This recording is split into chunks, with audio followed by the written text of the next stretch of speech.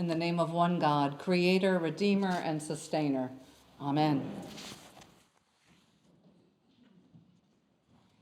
I have set before you life and death, blessings and curses. Choose life. We always have choices to make. From the mundane to the weighty, from things that affect only ourselves to things that will affect our families, our communities, and all of creation. We make hundreds of decisions each week. The path that our lives will take and what our characters will become is determined one step at a time as we make even seemingly small decisions. In the passage from the book of Deuteronomy that we heard this morning, Moses is addressing God's people. Now, Moses has already led them out of the bondage of slavery in Egypt and through the desert wilderness. Along the way, they've entered into covenant with God and received God's commandments. Now, as Moses prepares to die and the people prepare to enter the promised land, Moses speaks with them one last time.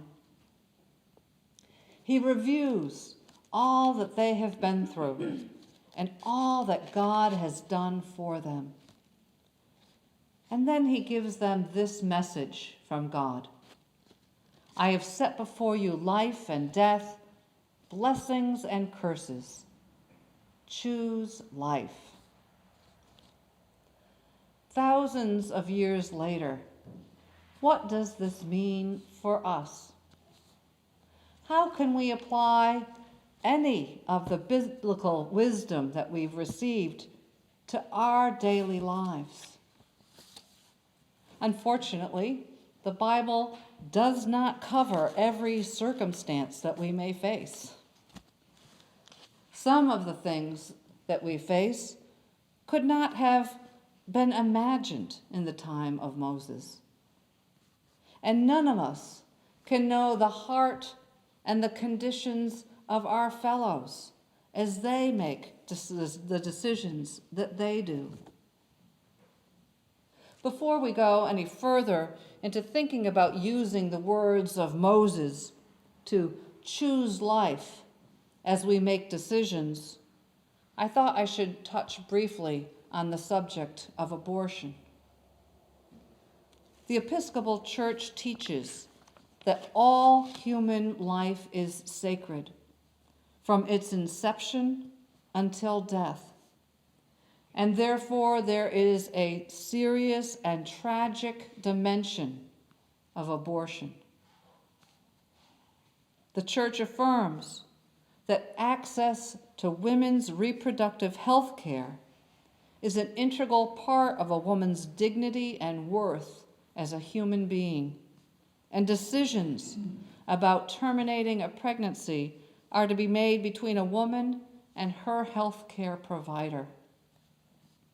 Choosing life is a decision that is made by the individual from the perspective of their unique circumstances. Since 1967, the Episcopal Church has maintained its unequivocal opposition to any legislation that would abridge or deny the right of individuals to reach an informed decision about the termination of pregnancy and to act upon them. The ability and the freedom to choose is a sacred gift from God. Now, most of the decisions that we make on a daily basis, we could hardly say are about life or death decisions here. But each day we have the opportunity to turn away from things that are unhealthy for us or others or our planet.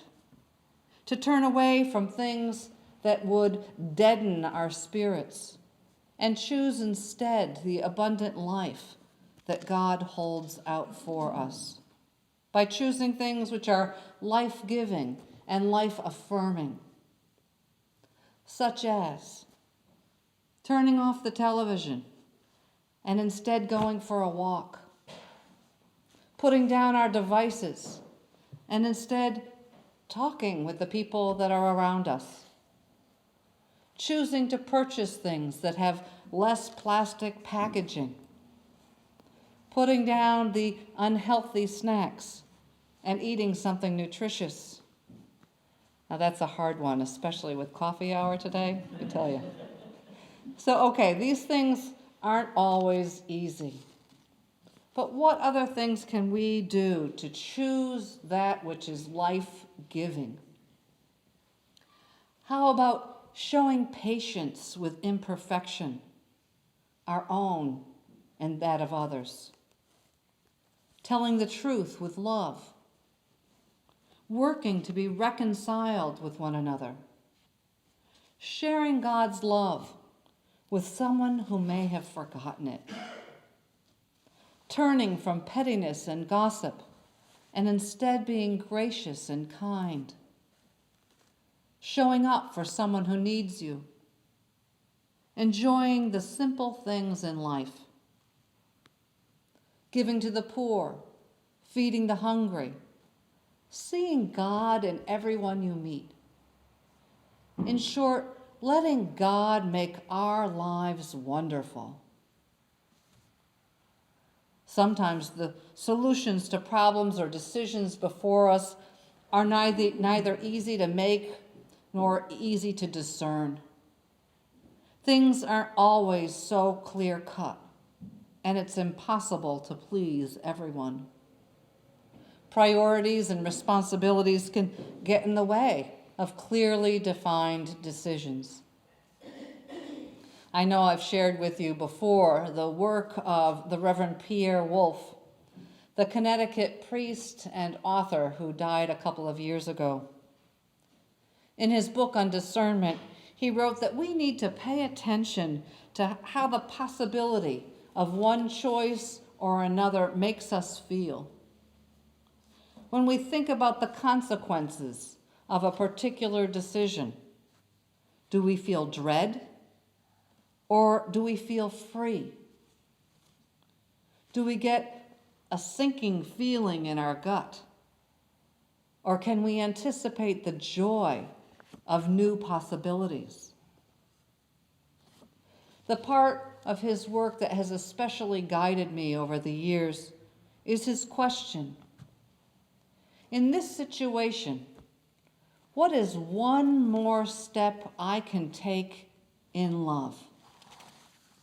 Or put this way, which decision will take me and perhaps the community closer to God's beloved kingdom?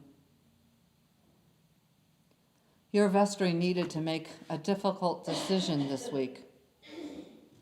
In light of lower attendance on Sunday mornings, each of our liturgies here at Zion has been feeling kind of empty, and if we are honest, a little depressing.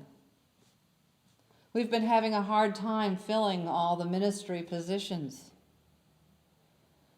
And while we know that this is a result of living in a more secular world with no blue laws or expectations that people will go to church every week, we know that this is happening in every mainline church in New England. Still, it's been hard to face the shrinking numbers. And it was difficult to make the decision to change our services. But I believe that we have made the decision that leads to more life for Zion, by gathering our community together to worship God as one body. We will continue to face challenges and choices together in the years to come. But as we do, we will do well to remember God's words spoken through the prophet Moses. I have set before you life and death, blessings and curses. Therefore, choose life. Amen.